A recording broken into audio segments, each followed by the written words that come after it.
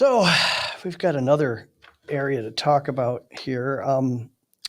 Vehicles evolving to meet the consumer's demands. So what are they demanding, and how are we trying to achieve, the realization of their demands?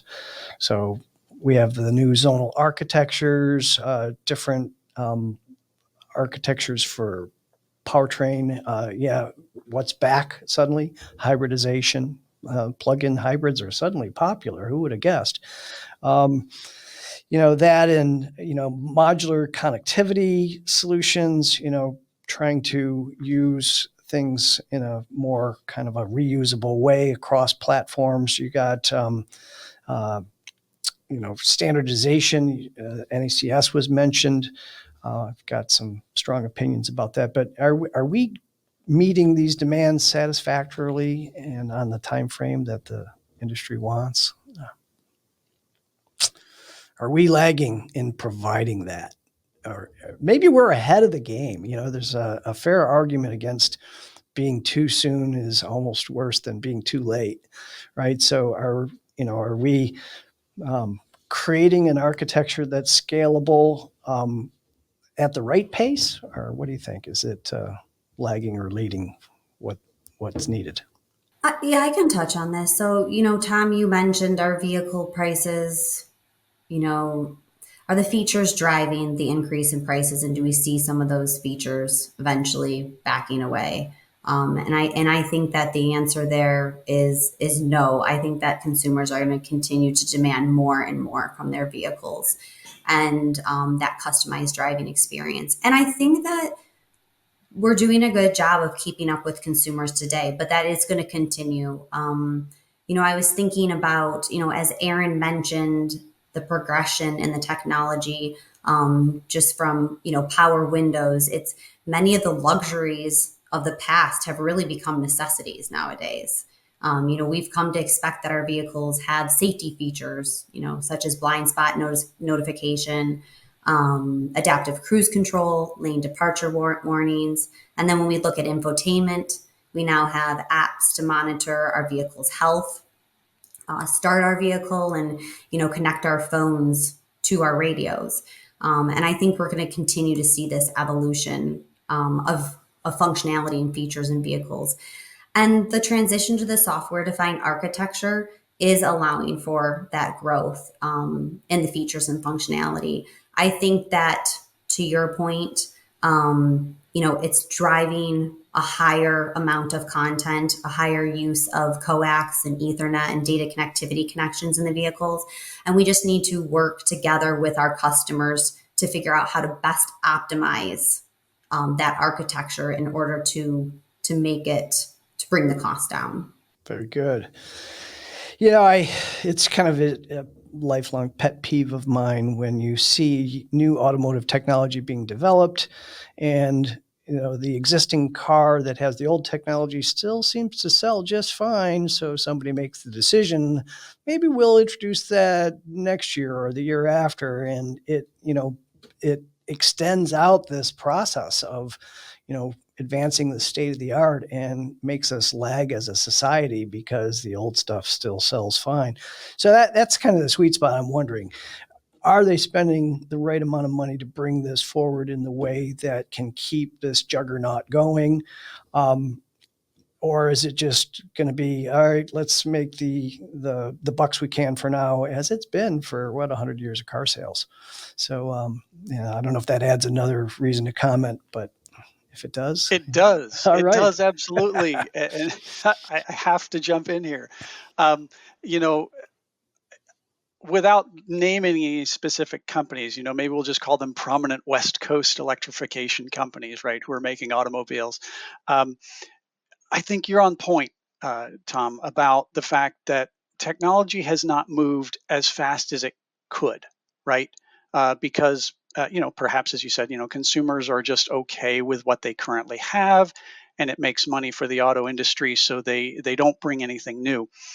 But again, the value that some of these newer companies who are not saddled with 150 years of the way we've always done things bringing new things to market. And I'm not just talking about an electric vehicle necessarily. I'm talking about a new way of processing a vehicle, of looking at how a vehicle gets made. How technology in solving problems, new technology in solving problems, that's where this huge value that they bring comes from, in my view, because they're willing to say, we're going to do it a different way. We don't, a perfect case in point, 12 to 48 volts, right? How many times guys like us, we've seen it a million times. It's never going to work. And then now one of these new companies comes in and says, well, we're pushing to 48 volts. Most of us tend to say, and you'll probably be successful at that.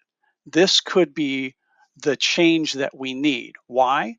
Because we look at the things that hold us back, the things that keep technology from changing, as you mentioned. All of our systems are designed, for instance, around 12 volts, right? If I'm building a car and I want to go buy a wiper motor, I want to go blow a blower motor or a headlight system, it's all around 12 volts.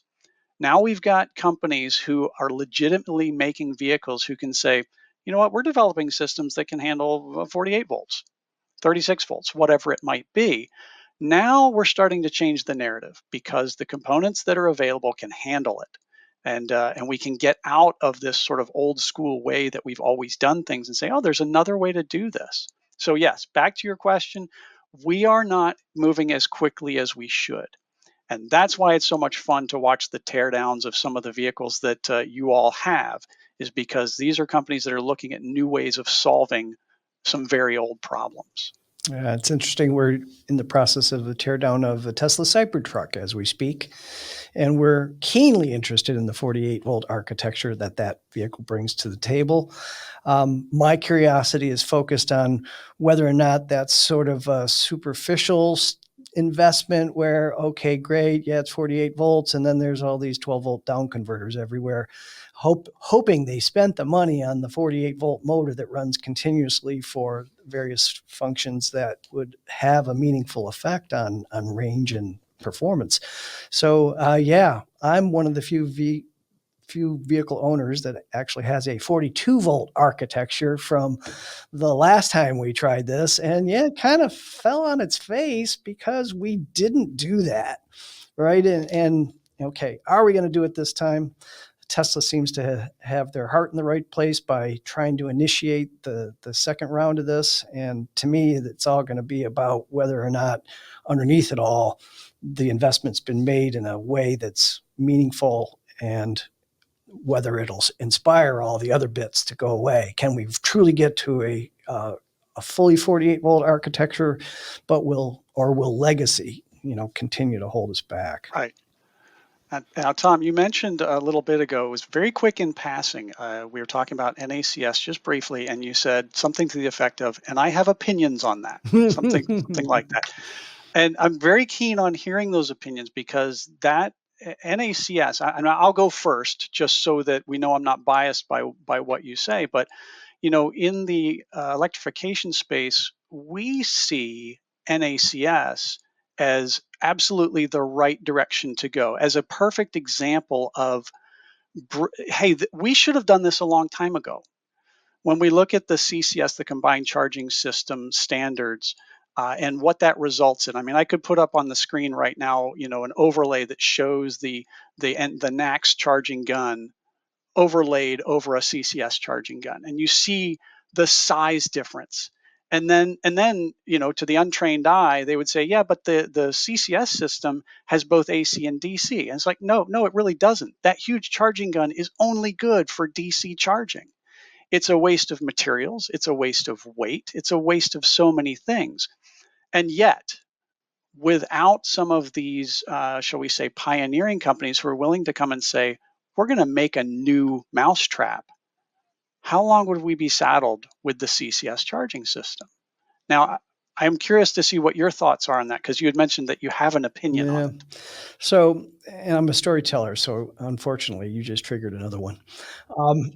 So we tore down a Hyundai Ioniq 5, and we had this mysterious discovery of a three-phase drive motor for the rear propulsion system that had 4 leads going to it. And what the heck is that all about? And we chased our tails for a few days until we figured out that Hyundai had a patent on taking a 400 volt DC fast charge and boosting it to 800 volts by using the electric motor and its inverter to do a boost converter function. So really innovative, because Porsche does the same thing, but there's a box that'll do 50 kilowatts that is dedicated to that purpose. And Lucid does a similar thing. Porsche even has an optional 150 kilowatt box you can buy if you really want even more DC fast charging. So, the point of being able to reduce the cost to deal with the 400 volt infrastructure is my key into the NACS thing, because we have a 480 volt 3-phase infrastructure here in the United States, and we're trying to go to 800 volts in cars. And you can't get to 800 volts from 480. So what do? You have to boost. And if it's not in the infrastructure, it's in the car. So, Tesla built quite an empire around the 480 volt 3-phase sort of infrastructure that we're all living with. But they too, and we see it first here on the Cybertruck as their first 800 volt version. They too recognize that their entire supercharger network has to be upgraded to 800 volts. And to me, what better way to do that than on the backs of a bunch of other competitors that are going to pay you to do that? So I find that to be kind of unique to Tesla, in that they've offered this up as a world standard altruistically, while simultaneously providing a funding path to create their own 800 volt version of their system. So, and last part of the story, it's kind of akin to, altruistically, let's let them use all of our patents. What better way to keep your competitors 10 years behind than to give them all your old stuff? So, that's kind of my thought about it, is that, it's an evolutionary step. And once we get to 800 volts and it stabilizes for a while, it'll probably be pretty good until we go to some higher voltage yet. So I don't know what your thoughts are on that, but probably wasn't the answer you were expecting. No, but it was a good story to hear. I mean, I think you're on point with a lot of those comments there. And my take on it, we talk a lot about the altruistic aspect of this, and is it real? Is it altruistic, or are there, is there things going on in the background? But we try to look beyond that and say, ultimately, what's for how we got there is important, of course, or how we'll say they got there. But where have we gotten to, right? Have we gotten to a better place as a result? And it was messy getting there. But as you said, once we get to 800 volts, will we be in a better place? That's, from an engineering standpoint, the question that we really need to ask. And do we need to go beyond 800 volts?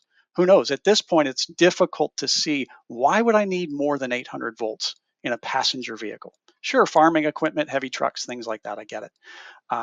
But I'm pretty sure that 20 years from now, we will be pushing beyond that, beyond 1,000 volts even, for some reason that I can't define today.